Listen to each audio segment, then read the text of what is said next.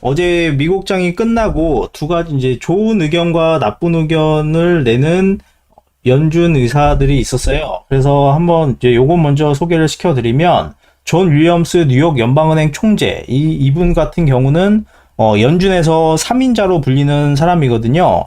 예, 이분 같은 경우는 시장에 좀 긍정적인 영향을 끼칠 만한 이야기를 좀 언급을 해주셨어요. 그래서 좀 주가에 좀 긍정적인 영향을 끼치지 않았나. 그래서 어제 미국장이 오르지 않았나. 뭐 그렇게 생각해 볼 수 있을 만한 그런 이야기를 했거든요. 우선 이분이 말씀하신 게 인플레이션이 하락하면 내년에 금리 인하를 할 수 있다. 이렇게 언급을 했어요.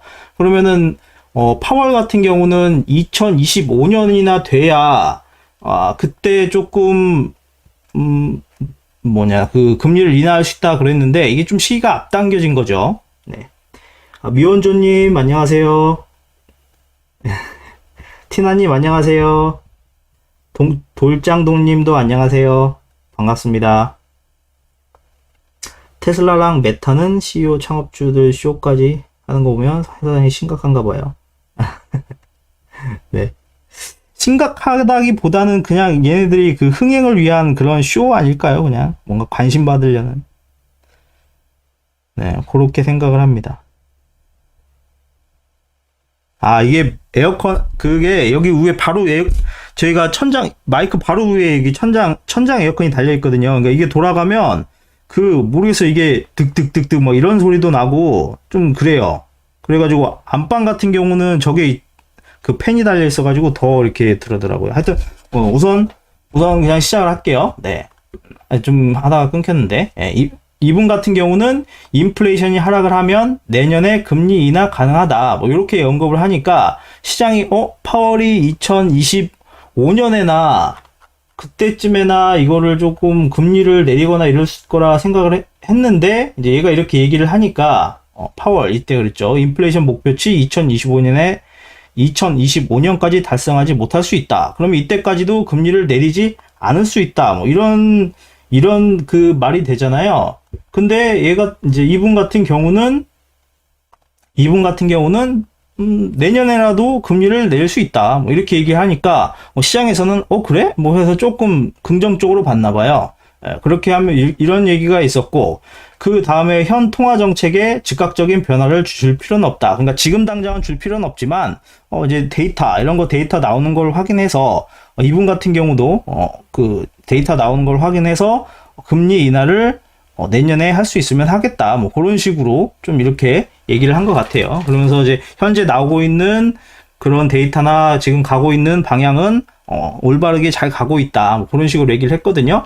그러니까 시장에서는 좀 이 발언을 좀 긍정적으로 본 것 같아요. 예, 긍정적으로 본 것 같고. 근데 이제 이 말이 나온과 동시에 좀 부정적인 말도 나왔는데 부정적인 말 같은 경우는 조금 덮인 감이 없지 않아 있는 것 같아요. 예, 미셸 보우먼, 이 연방준비제도 이사 같은 경우는 좀 매파적인 성향을 가진 인물인데 이 사람은 이제 좀 금리를 올려야 된다. 인플레이션이 여전히 높은 상태이고 경제와 일자리는 성장 중이다. 인플레이션을 잡으려면 추가 금리 인상이 필요하다. 이런 식으로 얘기를 했어요. 그러니까 금리를 얘는 올려야 된다고 그러니까 좀 안 좋겠죠. 근데 시장에서는 이 사람의 미셸 보우먼의 얘기보다 존 윌리엄스 얘기를 좀 더 신뢰를 한 것 같아요. 아무래도 이제 3인자니까 연준의 세 번째로 좀 힘이 있는 사람이니까 이 사람 말에 좀 힘이 실려서 그러지 않았나. 그렇게 한번 추측을 해볼 수 있을 것 같아요. 그리고 이제 경제 지표 같은 경우는 어저께는 그렇게 많이 나오지는 않았어요. 많이 나오지는 않았는데 몇 가지 나온 것만 우선 얘기를 해드리면 미국 12 고용동향지수, 7월 고용동향지수 같은 경우는 예상보다 좀 소폭 조금 올랐어요. 이전치가 113.56이었고 예측치가 115.31이었는데 115.45가 나왔죠. 그러니까 예측치보다 좀 좋아졌다. 뭐 그렇게 많이는 아니지만 조금 좋아졌다. 이렇게 볼 수 있고 이게 지금 팬데믹 이전, 그러니까 코로나 이전 수준으로 좀 돌아온 거다. 뭐 이렇게 시장에서는 해석을 하고 있더라고요. 그리고 요거 외에는 미국 쪽은 오늘은 그렇게 크게 발표를 하지 않았고 유럽으로 넘어가면 이제 독일 같은 경우, 독일 산업 생산 같은 경우는 마이너스 1.5가 나왔어요. 1.5%. 예, 이전치가 마이너스 0.1이고 예측치가 마이너스 0.5%인데 좀 더 안 나온 거죠. 그러면 어저께는 좀 괜찮은 지표들이 나왔는데 오늘은 또 좀 안 좋은 지표가 나왔잖아요. 그러니까 독일이 또 그렇게 여전히 좀 호전이 계속 되는 게 아니라 또 안 좋은 지표도 나오고 있구나.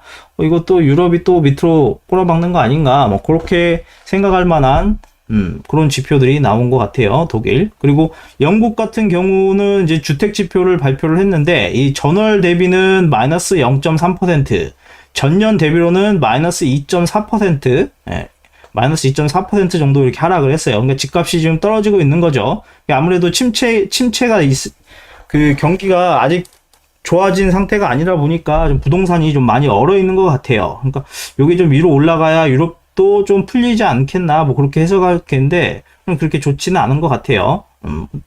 그래서 유로스톡스는 어저께 같은 경우는 거의 뭐 보합인데 이렇게 보합을 하면 좀 내려갈 가능성이 큰데 하여튼 우선 이렇게 나왔고요. 그리고 미국 같은 경우는 아까 그 3인자가 이야기한 영향도 있고 여러 가지 다른 영향도 있고 해서 3대 지수가 이렇게 올랐어요.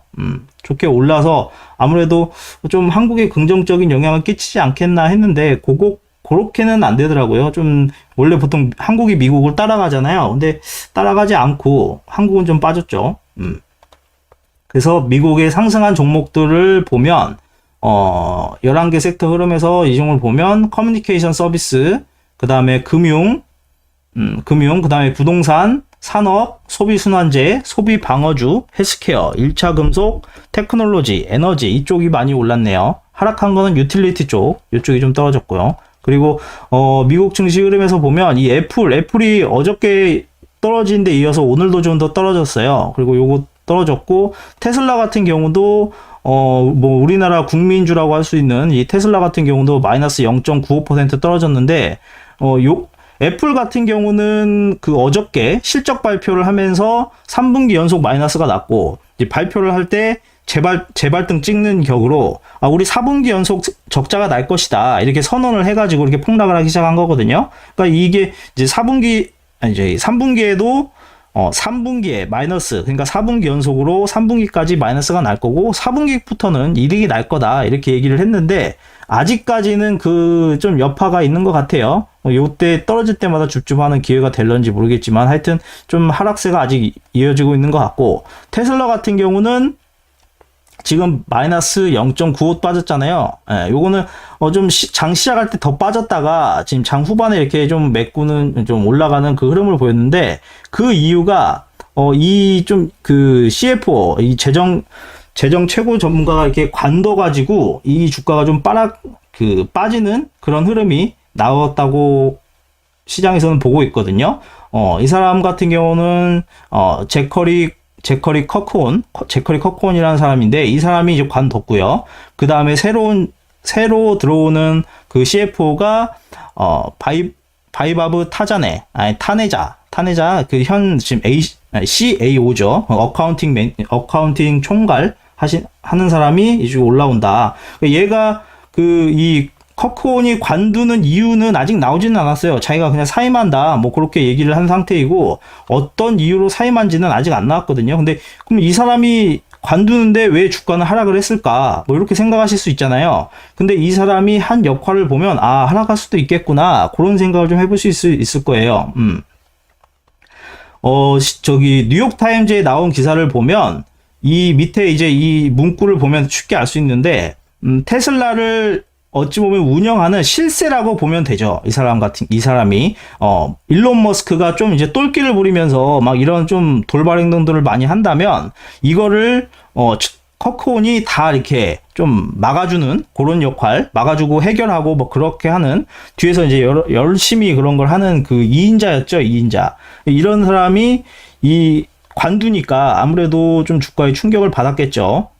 지금까지 중재자 역할을 많이 했고 시장에서는 스티븐 잡스와 팀 쿡 CEO와 같은 관계이다 뭐 이런 식으로 할 정도로 이 사람에 대해서 좀 비중 있게 생각을 하고 있었어요. 근데 뭐 어떻게 왜 관뒀는지는 아직 안 나왔으니까 이 머스크의 똘끼가 버티기 힘들어서 관둔 건지 아니면 어떻게 뭐 관둔 건지 그거는 안 나왔는데 하여튼 얘가 관둔다고 해서 시장이 빠졌어요. 얘가 얼마나 대단하냐면 이 사람이 지난해 11월 일론 머스크가 X를 인수했잖아요. 그때 막 뭐랄까, 트위터만 막 하고, 뭐 그렇게 특별하게 하지 못했잖아요. 일론 머스크가. 이 테슬라와 트위터를 두 개를 다 이렇게, 운영하기에는, 얘가 담당해서 하기에는 좀 어렵다. 그래서, 좀 이게 문제가 될 거 아니냐. 그 당시에 그게 이슈가 됐거든요. 그래서, 머스크가 트위터 쪽을 조금 이렇게 신경을 쓰고 있을 때, 그 테슬라를 든든하게 맡아줬던 사람이 이 사람인 거예요. 이 사람이고, 그리고 커코온이 2021년 그 세계 자동차 기업 최초로, 기업 가치 1조를 돌파하게 만들었고, 2019년에 CFO를 맡은 후 주가가, 1000% 상승할 정도로, 기여를 좀 많이 했죠. 많이를 했고, 그래서 이제 이 사람이 관두니까 시장에서는 좀 실망을 한 거죠. 그러면은 어떻게 운영하냐. 다음 후보자는 얼마나 잘난 사람인가, 뭐 얘보다 잘할 수 있을까, 뭐 그런 그 의구심 때문에 주가가 하락을 했다고 보여져요. 얘 같은 경우는 이 커크온 같은 경우는 CFO로 근무하는 동안 약 640억 원 가까이의 테슬라 주식을 팔았대요. 그러니까 이미 돈이 많아요. 근데 아직도 가지고 있는 주식이 한 7,190억 정도 된대요. 그러니까 뭐 죽을 때까지 쓸 돈은 있죠. 여기서 이제 어디로 갈지 행방은 이제 또 추후에 나오겠지만, 현재로서는 그냥 관뒀다. 머스크의 똘끼를 버티지 못하고 관둔 거 아닌가. 그런 내피셜을 쓰는데. 하여튼, 그렇게 해서 하락을 했고, 그러면 얘는 누구냐? 뭐 얘는 얼마 좀 대단하냐? 뭐 그렇게 좀 막 시장에서 궁금해 하면서 좀 했는데, 뭐 특별한 거는 없어요. 특별한 건 없는데, 2021년부터 인도지사를 총괄을 했다고 해요. 인도지사를 총괄하고 17년 동안 테슬라를 감사하는 감사를 담당하는 회계 법인에서 이제 일을 했거든요. 일을 했는데 아무래도 인도 쪽에 좀 신경을 많이 쓰려고 이쪽을 한 거 아닌가, 좀 그런 생각이 좀 들어요. 인도지사를 좀 했으니까 인도 쪽에 공장도 하고 뭐 이렇게 좀 시장을 넓히려고 이렇게 한 건가, 뭐 그렇게 생각이 드는데 어떻게 왜 그랬는지는 모르죠. 그래서 내려갔다가 좀 오후에는 다시 올라가는 그런 흐름을 보였어요.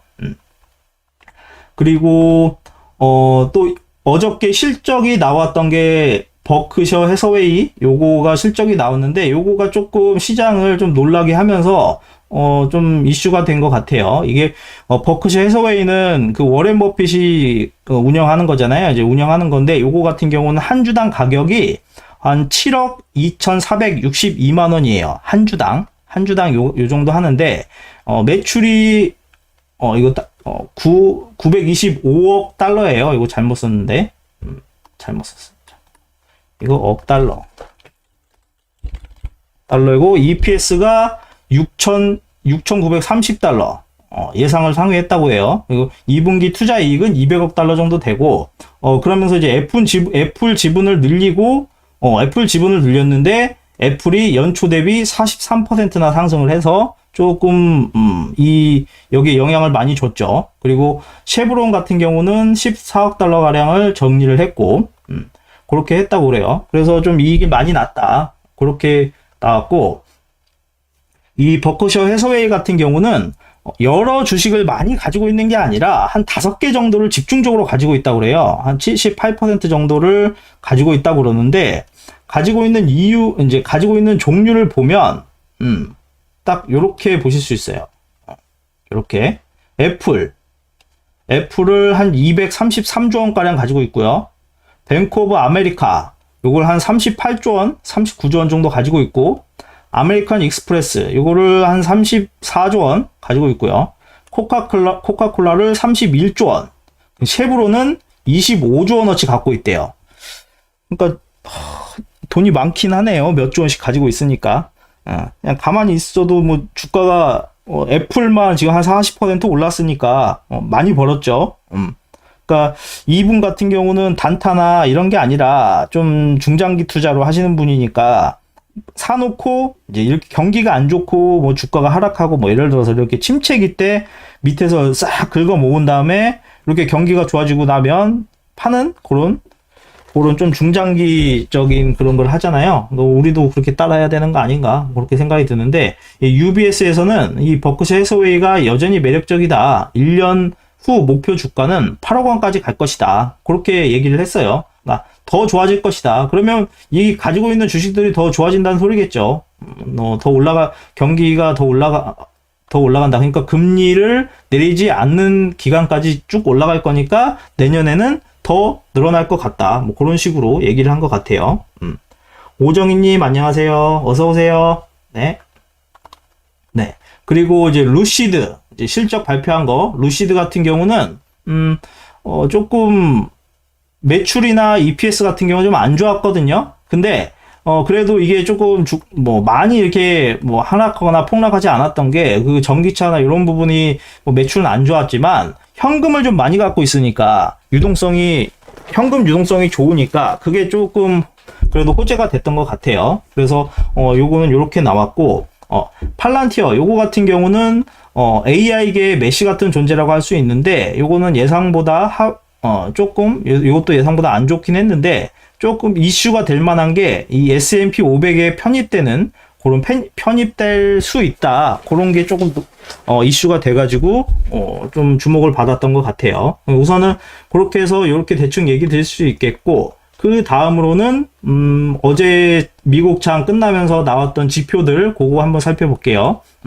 어제 변동성 지수 같은 경우는 빅스 같은 경우는 마이너스 7.78% 하락을 해가지고 15.77을 기록을 했어요. 그러니까 이게 20에서 30 이상을 안 넘어간 상태이니까 6개월치로 보면 이제 넘어간 경우도 있지만 안 내간 상태니까 그렇게 변동성이 크지는 않겠다. 하락을 하더라도 좀 견고하게 하락을 하면서 또 다시 상승할 확률이 있겠구나. 그렇게 생각해 볼 수 있겠죠. 아무래도 변동성이 낮아지니까.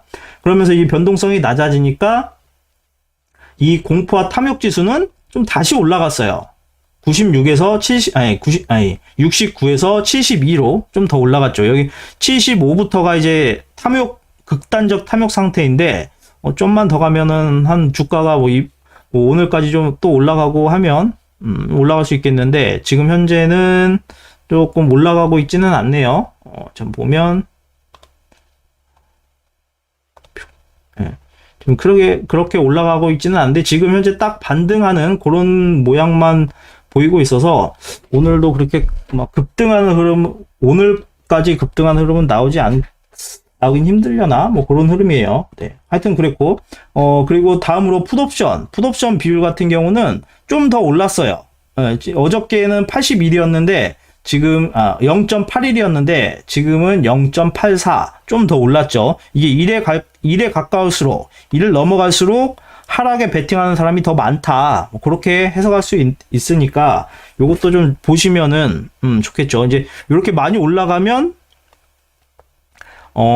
풋옵션에 건 사람들이 많으니까 좀 조심을 해야 된다. 아니면 역으로 생각하실 수 있고 그렇게 좀 요거는 지표는 그렇게 보시면 될 것 같고요. 그리고 미국 국채 같은 경우, 국채는 어제 좀 내려갔다가 좀 올라갔어요. 그러니까 요거는 저번에 이렇게 선을 그어서 이렇게 올라가서 급등을 하면 내려왔다가 올라가는 이런 흐름이 나오는데 그렇게 나오지 않았으면 좋겠다 얘기를 했는데 좀 올라가서 살짝 올라가서 긍정적이는 않죠. 근데 그나마 나은 거는 2년물이 내려가고 있다. 그러면 1년물 내려가고 10년물이나 30년물이 올라가면 그 격차는 좀 줄어들겠죠. 이거는 이제 좀 격차는 줄어들어서 좀 정상적인 상태로 와야 되는데 아직까지 안 오고 있는 상태이고 요거는 어제 말씀드렸듯이 내년 2024년 7월에 경기 침체할 확률 66.01%로 지금 예측하고 있어요. 이게 월 말마다 해서 나오니까 요건 또 지나면 또 나오겠죠. 8월 달 거도 곧. 그리고 달러 인덱스 같은 경우는 조금 떨어졌어요. 101.99. 금 같은 경우도 조금 하락해서 트로이 온스당 1969.65달러. 전일보다 조금 하락을 했고요. 그리고 유가 같은 경우는 지금 계속 오르고 있는데 한 5, 6주째 계속 오르고 있는데 요때하고 좀 상황이 좀 달라지니까 요때는 어느 정도 박스권을 움직이겠다 했지만 지금 같은 경우는 계속 그 상승할 만한 그 소식들만 나오고 있거든요. 오늘 좀 수급이 좀 불안정한 상태라는 게 시장에서 보고 있는 현재 흐름이고, 그리고 또 이제 상승하는 만한 이슈가 나왔던 게 폴란드의 드루즈바 이 송유관이 화요일까지 중단이 된대요. 예, 이게 하루에 그 200만 배럴 정도 송유가 되는데 이게 중단이 된다고 하면 아무래도 이제 기름값에 영향을 주겠죠. 공급이 줄어드는 역할을 하니까.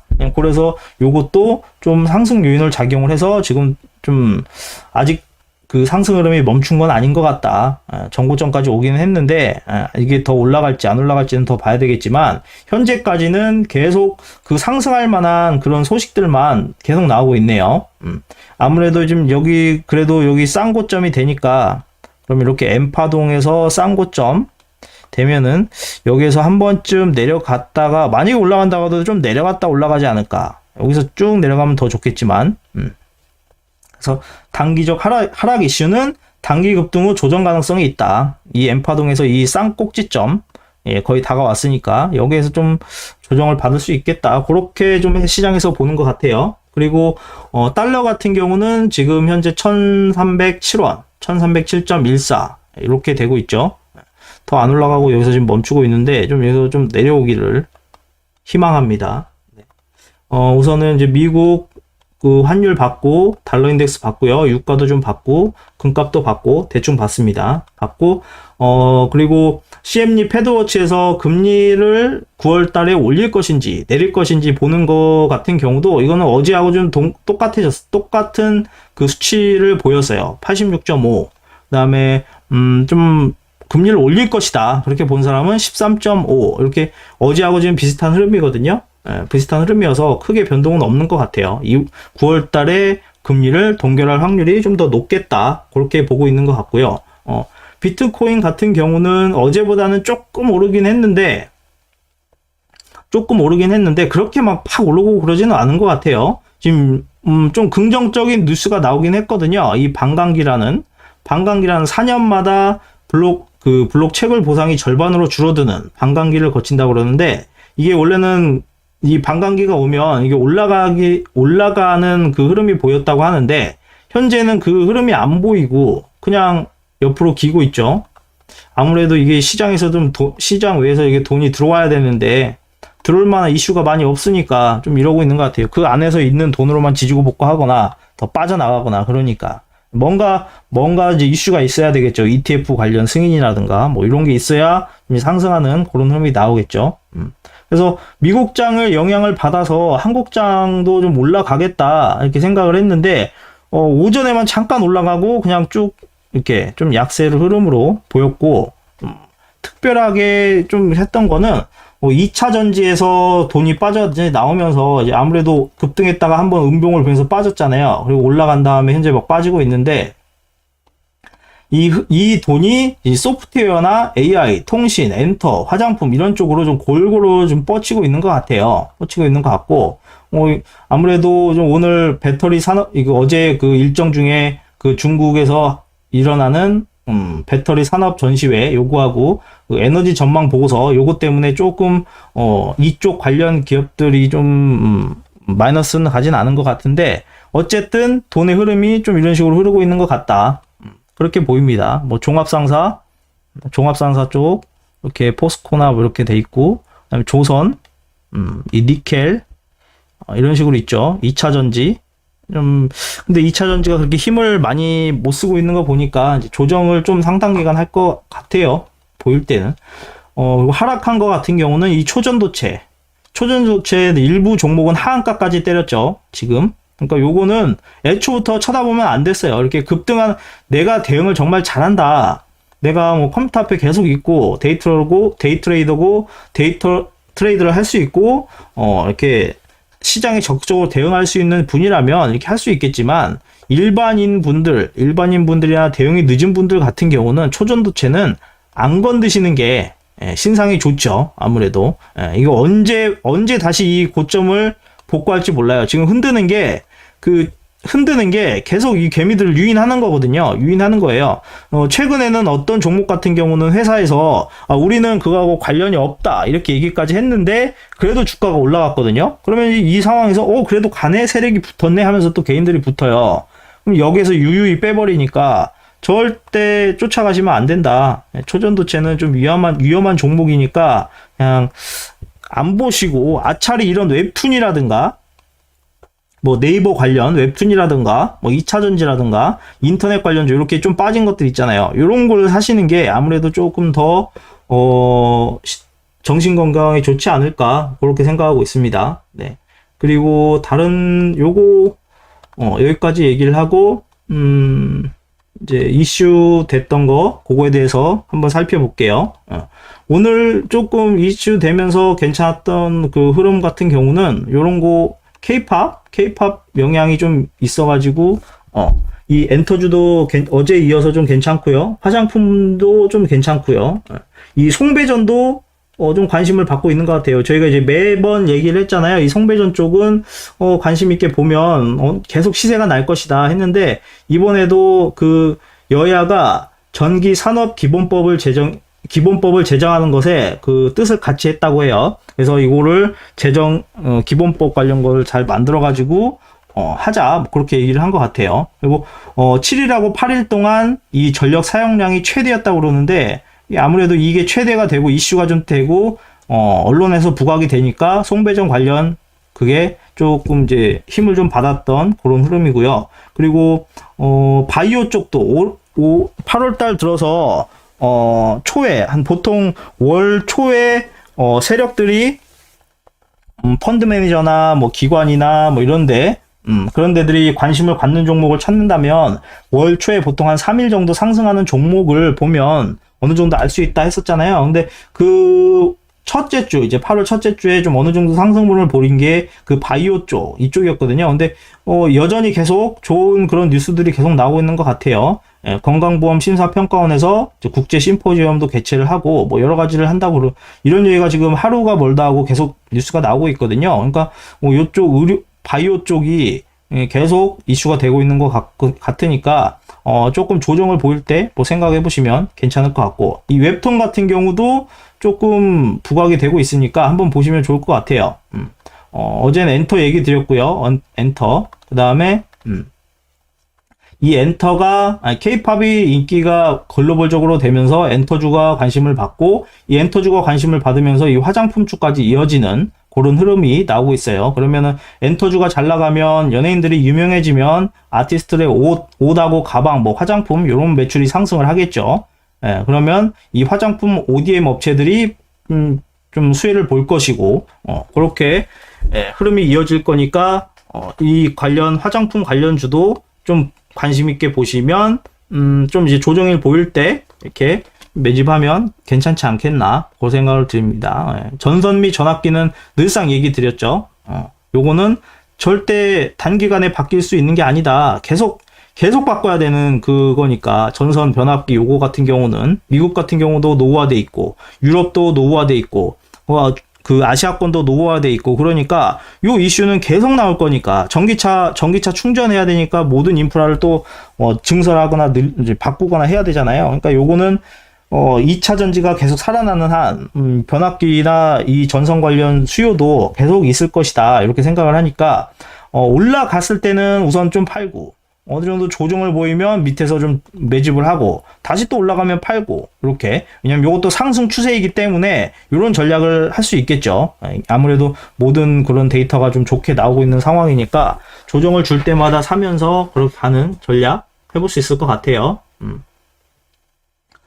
관련주들 신재생 관련해서는 이렇게 변압기가 필수이고 전기차 관련해서는 이 노후된 변압기 교체나 충전 과부하가 있으니까 이런 것들을 교체를 해야 되고 교체 수요는 보통 40년이니까 미국 같은 경우는 3분의 1을 교체를 해야 된다 이렇게 얘기가 나오고 있죠. 폭염 때문에 전기 수요가 또 폭증하고 있고 그래서 이게 계속 이슈가 하루가 멀다 하고 계속 나오면서 시세를 주니까 계속 관심을 가져보는 게 좋을 것 같아요. 요것도 지금 몇 주째 계속 이야기하고 있는 것 같아요. 전선 쪽도 관련주 있고 제약 쪽은 얘기를 했고요. 제약주도 어제 얘기를 했으니까 계속 좀 뭐랄까 관심 가지면서 지켜보시면서 하면 요것도 재밌겠죠. 그 다음은 이제 웹툰 같은 경우 조금 이슈를 받고 있는 게 지금 오늘은 좀 하락세를 보였지만 요것도 쉽게 끝나진 않을 것 같아요. 2024년에 네이버가 그 미국 증시에 상장을 할 예정이라고 그래요. 상장을 할 예정이고 이 관련 웹툰이나 컨텐츠 관련주들이 이런 것들이 많이 있는데 이 웹툰 같은 경우는 지금 현재 연평균 40.8% 성장하고 있고 2021년에는 한 6조 원 규모였는데 2030년에는 한 80조 원 규모까지 커지니까 여기도 좀 성장성이 있다. 우상향할 수 있는 성장성이 있다. 그렇게 좀 시장에서는 보고 있으니까 뭐 애플이나 아마존, 뭐 왓챠, 블리자드, 넷마블 이런 식으로 이 관련 업체들도 진출하고 있는 상황이기 때문에 이런 뉴스들이 나오면 아무래도 웹툰 관련 종목들이 좀 상승하는 흐름을 보이겠죠. 애플 같은 경우는 애플 북스 거기다가 웹툰 서비스를 한다고 그러고 아마존 같은 경우도 뭐 일본의 그 아마존 플립툰 요거 출시한다고 그러고 여러 가지 회사들이 같이 이제 웹툰에 좀 힘을 쓰는 모습이에요. 그렇게 되면 될 것 같고 그 다음에 또 이제 시장에서 조금씩 그 관심을 가지고 있는 것 같은 데가 뭐냐면 이 디스플레이 쪽이더라고요. 디스플레이 쪽. 이 미국의 그 유니버셜 디스플레이 OLED 그 소재 업체 같은 경우 이번에 어닝 서프라이즈가 났거든요. 네, 서프라이즈가 났고 근데 이 흐름이 이제 상승하는 흐름이 이제 미국 같은 경우에서 이제 보이기 시작했으니까 한국도 조만간 OLED 관련 주들이 좀 상승하는 흐름을 보이지 않겠나 그렇게 좀 조심스럽게 예측해 볼 수 있을 것 같아요. 애플 같은 경우는 2024년에 OLED 이 아이패드를 첫 출시한다 그러고 2026년에는 OLED 맥북 양상수에 그 다음에 폴더블 폰 요것도 애플도 폴더블 폰 할 거니까 하겠죠 언젠간. 그리고 전장용 OLED 요거 같은 경우는 기존 LCD 대비 소비 전력도 좋고 무게 등도 30% 감소한다. 이렇게 좋아서 효율이 좋다. 곡면 디스플레이도 이렇게 할 수 있으니까 효율이 좋다. 뭐 이런 이슈들이 있다고 해요. 예, 그렇게 되니까 디스플레이 쪽이 아직 좀 이렇게 뭐랄까 소외돼 있고 시세가 좀 안 나오고 있는 상태라면 요때 이런 좀 삼성 디스플레이나 LG 디스플레이 관련된 그런 것들을 한 번씩 천천히 보시면서 조금씩 매집을 해두시면 이게 좀 시세를 또 관심을 받으면 또 시세를 팍 주겠죠. 그러면 그때 또 1차적으로 팔고 조정을 보일 때 또 샀다가 또 2차 상승하면 그때 또 팔고 그렇게 전략을 짜보시면 괜찮을 것 같습니다. 네. 2차 이제 디스플레이까지는 이렇게 얘기했고 초전도체 같은 경우는 관심을 안 두는 게 좋다. 괜히 물린다. 그렇게 생각하면 될 것 같아요. 그렇습니다. 그리고 다른 거는 이제 우선 놔두고 이제 경제 지표에 관련해서 한번 이제 살펴보면 경제 지표 요거는 어제 나온 거죠. 어제 나온 거고 잠깐 8월 8일 아니구나. 오늘이구나. 오늘 나온 거구나. 아까 얘기했던 거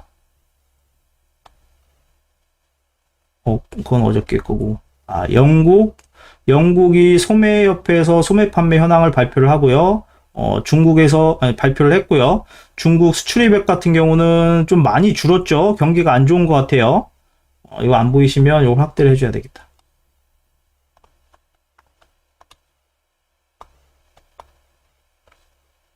자, 이 중국 같은 경우 수출액도 줄어들고 수입액도 줄어들었어요. 많이 줄어들었거든요. 지금 보면 내일 또 얘기 드리겠지만 좀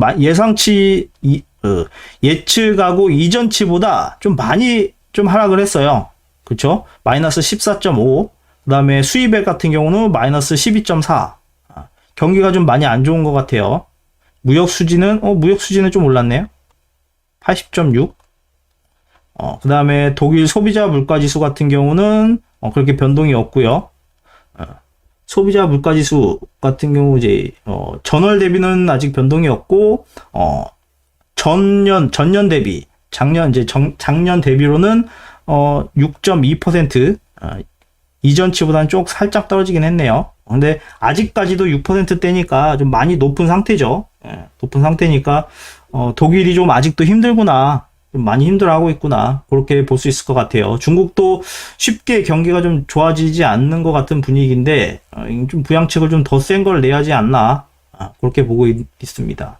그리고 내일 같은 경우는 이제 에너지 관련 이런 얘기가 있으니까 에너지 관련주들이 좀 시세를 줄 수도 있고 그리고 원유 재고 나오면은 기름값에 좀 유가에 좀 영향을 줄 수도 있고요. 그 다음에 중국 소비자 물가지수가 나오니까 이것도 한번 보면 지금 중국 경기가 살아나고 있는지 죽고 있는지 그거를 알 수 있겠죠. 원유 재고 나오고 있고 요건 다음 주에 있는 거고요. 요건 다음 주에 있는 거니까 아니구나. 이번 주 거구나. 네. 8월 8일 주요 이슈들 체크하는 거 방금 얘기한 거고요. 그리고 요거를 좀 간략하게 크게 요 그림에서 못 보는 조금 확인하기 힘드시면 이렇게 좀 글 쓴 걸로 확인해 보시면은 9일날 이 미 에너지청에서 단기 에너지 전망이 나오니까 에너지 관련주들이 조금 요동칠 수도 있어요. 그리고 8월 10일 날 목요일 날은 소비자 물가지수가 발표가 되고 실업수당 청구 건수가 발표가 되고요. 그리고 8월 11일 금요일 날에는 생산자 물가지수 이게 발표가 되니까 요거를 좀 주의 깊게 봐야 되겠죠. 요것도 영향을 줄 거니까. 현재 그리고 실적 같은 경우는 거의 마무리 단계예요. 84%가 지금 완료된 상태이니까 마무리 단계여서 이제 그렇게 막 많지는 않은 것 같아요. 거의 끝나가는 분위기인데 지금 시장에서는 이거를 예측을 추정치 대비 한 7.2%가 7.2%의 높은 순이익을 보이고 있다. 뭐 이렇게 얘기를 하고 있거든요. 이게 5년 평균보다는 좀 낮기는 하지만 그래도 예상했던 것보다 좀 높게 나오고 있다. 뭐 그렇게 예측하고 있는 것 같아요. 대부분 회사들이 좀 수익을 보고 있구나. 그렇게 긍정적으로 해석을 하고 있는데 이게 이미 선반영이 됐다 보니까 주가는 조금 하락하고 있는 그런 모습을 보이고 있다고 볼 수 있을 것 같아요. 그리고 한국 같은 경우는 내일은 폴란드 두다 대통령이 방문을 하고 삼성 이재용 회장이 독일 총리를 만나고요. 10일 날은 MSCI 분기 리뷰, 그 다음에 이 폴란드 두다 대통령은 10일 날 이 K9 자주포하고 K2 표전차를 본다고 하니까 요 관련 주가도 좀 요동을 치겠죠. 그리고 10일 날 내일 모레는 이제 옵션 만기일이니까 또 유동을 칠 거고, 금요일 날은 또 금요일 날이니까 금요일 날마다 거의 조금 하락하는 기조가 있으니까 오늘도 하락을 했지만 내일하고 모레까지도 조금 하락의 여지가 있어 보인다. 그렇게 좀 볼 수 있을 것 같아요. 이런 것들이 있으니까 좀 이런 경우에는 거의 개별주 위주로 좀 돌아가는 게 좋겠죠. 그리고 8월 11일 날은 갤럭시 Z 플립 폴더 관련 그런 것도 좀 이슈를 받을 것 같고, 월드 로봇, 한국 올림피아드 개최 로봇 관련주 이슈를 받을 것 같고요. 그 다음은 아직은 좀 멀었는데 그 다음에 이게 하이퍼 클로버 요거가 조금 중요할 수도 있으니까 그러면 좀 AI 관련해서 또 힘을 받을 수 있을 거니까 네이버나 관련해서 좀 호재가 나오기 전에 미리미리 한번 보시는 그런 전략을 해보시면 좋을 것 같습니다. 네. 우선은 대략적으로 대부분의 설명을 다 드렸습니다. 네, 여기까지는 다 드렸고 이제는 그냥 이제 제가 그냥 뇌피셜로 하는 기술적 분석 관련해서 한번 해보도록 하겠습니다. 이 기술적 부분 같은 경우는 제 개인적인 의견이 많이 포함되어 있기 때문에 투자 판단에 전혀 도움이 되지 않을 수 있어요. 그러니까 가볍게만 들어주시길 바라겠습니다. 네. 자, 월봉은 늘상 말씀드렸듯이 조금 현재 좀 내려가고 있으니까 이 하락 기조가 좀 계속 유지될 거다. 뭐 그렇게 좀 볼 수 있을 것 같고, 이 주봉 관련해서도 어제 얘기 드렸죠. 지지선과 저항선이 있으니까 이 안에서 좀 횡보를 보이는데 그 후에나 좀 올라가지 않겠냐. 그러니까 좀 기간이 좀 더 필요할 것 같다. 그 생각이 들고 있고, 지금 일봉상, 코스피 일봉상에서는 지금 현재 지금 1, 2, 3, 4, 5일째 떨어지고 있잖아요. 오늘 좀 반등이 나올 줄 알았는데 60일선을 깨는 모습을 보이니까 전 저점까지도 갈 수도 있겠다. 이렇게 생각이 들긴 하거든요. 근데 여기에서 이제 반등을 해주면 좀 견고한 그 조정이 되기 때문에 좀 아주 좀 앞으로 증시가 상승하는 데 있어서 아주 좋은 흐름이 될 수 있거든요. 여기에서 이제 전 저점에서만 반등을 해준다면. 근데 여기를 좀 내려가면 조금 올라가는데 시간이 조금 더 걸릴 가능성도 있죠.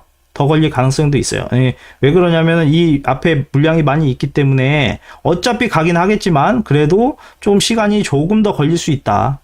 근데 여기만 깨지 않기를 보통 이런 식으로 빠지면 이 마틴 구간에서는 오르니까요. 120일에서 240일 여기 구간에서는 오르니까 하는데 지금 현재 이 낙폭이 이제 개인 입장에서는 좀 큰 상황이니까 좀 걱정이 되겠죠. 걱정이 되는 상황인데 좀 반등이 내일이라도 좀 나와줬으면 좋겠는데 진짜 전 저점까지 가는 거 아닌가 그런 생각을 하게 만드네요. 그러니까 대추세는 상승인데 현재 단기적으로 조전 박스권에 들어가 있어서 좀 하락하는 듯한 그런 모습을 보이고 있다. 여기 지지하는지가 중요할 것 같고 여기를 지지를 하면 정말 환상적인 그 조정이 된다. 그렇게 볼 수 있을 것 같아요. 빠지고 올라가고 W 파동 그리면서 이제 돌파를 하는 그렇게 흐름이 나와야 되는데 어찌됐든 우리는 악재 사면 올라갈 거니까 현재 대세는 상승 추세이니까 이것만 좀 조심을 하자. 그렇게 좀 보면 좋을 것 같아요. 현재 30분봉 차트에서 보면 이게 좀 흐름이 많이 안 좋긴 하거든요. 이제 하락을 하고 횡보를 하니까 한 번 더 빠지잖아요. 만약에 내일 이렇게 횡보를 좀 한다고 횡보를 좀 하면 아니면 이렇게 올라간다 하더라도 요렇게는 바로 못 올라가거든요. 그럼 이렇게 올라가면 조금 더 한 번 더 빠질 수는 있어요. 빠질 수는 있는데 만약에 올라가려고 하면 이게 역으로 이렇게 이거하고 반대같이 보여야 되겠죠. 이게 이렇게 여기서 이렇게 올라가려면 이런 식으로 이런 흐름이 나와야 되는데 아직까지는 안 나왔기 때문에 만약에 여기에서 내일 이렇게 올라간다 하더라도 여기 선에 부딪혀서 한 번을 이렇게 내려올 거예요. 예를 들어서 만약에 올라갈 경우 시나리오 1번 이런 식으로 올라가야 정상적으로 흐름이 될 거고 1번. 그리고 만약에 이렇게 올라갔는데 좀 많이 빠진다. 그러면 여기서 한 번 더 만들겠죠. 이렇게 2번. 그런 식으로 갈 것 같아요. 그런 식으로 이 흐름으로 더 내려가지는 않을 것 같은데, 하여튼, 현재로서는 아직 상승, 상승 징후는 아직 나오지 않았다. 우리 항상 여기 포인트일 때 얘기했었잖아요. 여기 하락을 할 때,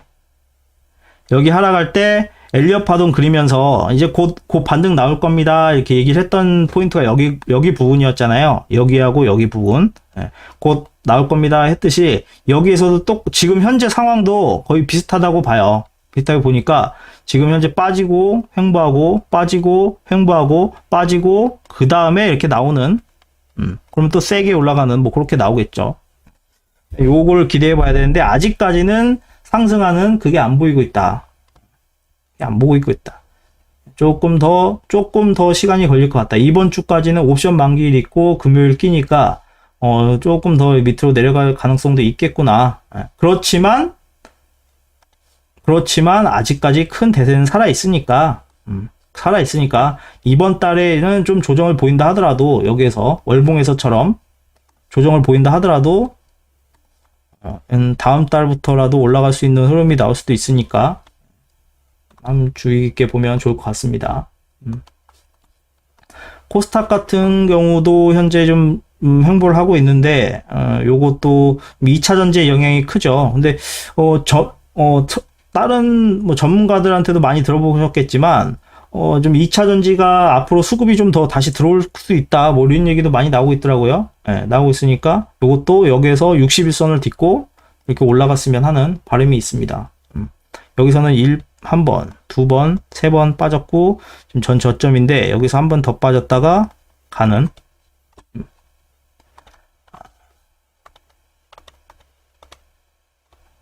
그 다음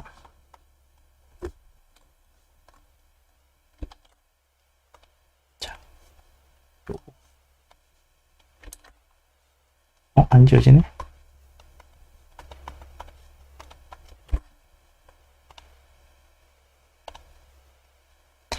미국 이거 S&P 같은 경우는, 잠깐만요. 이게 왜 암흑통이지?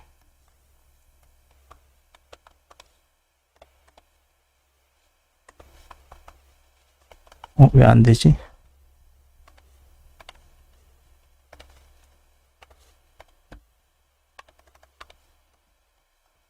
잠시만요.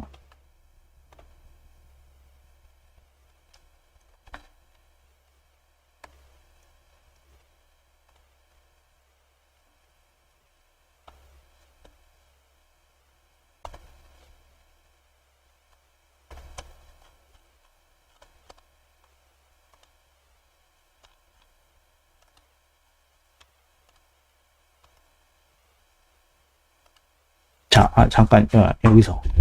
이 S&P 같은 경우는, 요렇게 하락을 하면, 항상, 이렇게 올라가면은 내려갔다가 좀 더 내려가는 경향이 있거든요. 여기서 지금 이렇게 올라가줘야 되는데, 지금 여기 데드크로스 나오고 있잖아요. 그래서, 이 흐름이 좀 역전이 되기는 지금 단기적으로는 좀 힘들 것 같다. 조금 그래도, 아직까지는, 이 전 저점이나 이 박스권 안에 있는 흐름이니까, 그렇게 막 큰 대폭락은 아닌 것 같아 보여요. 그러니까, 밑으로 내려올 때마다 미국이든 한국이든 지금 저 같은 경우는 밑으로 내려올 때마다 계속 이제 분할해서 매수를 하는, 예를 들어서 이거 같은 경우는, 뭐 100원, 그 다음에 200원, 400원, 800원, 이런 식으로 좀 내려갈 때마다 조금씩 매수를 해주는, 그렇게 좀 해주면 될 것 같아요. 이제 본격적으로 올라가는 거는, 이렇게, 밑에가 짝꿍댕이로 되는 W 파동이 나오면 이때부터는 좀 올라갈 가능성이 있으니까 이때는 좀 더 이제 집중적으로 달라붙겠죠. 달라붙겠는데 현재 같은 경우는 어디가 바닥일지 모르니까 조금씩만 이렇게 들어가는 거죠. 그리고 이게 확실하게 상승 징후가 나오네.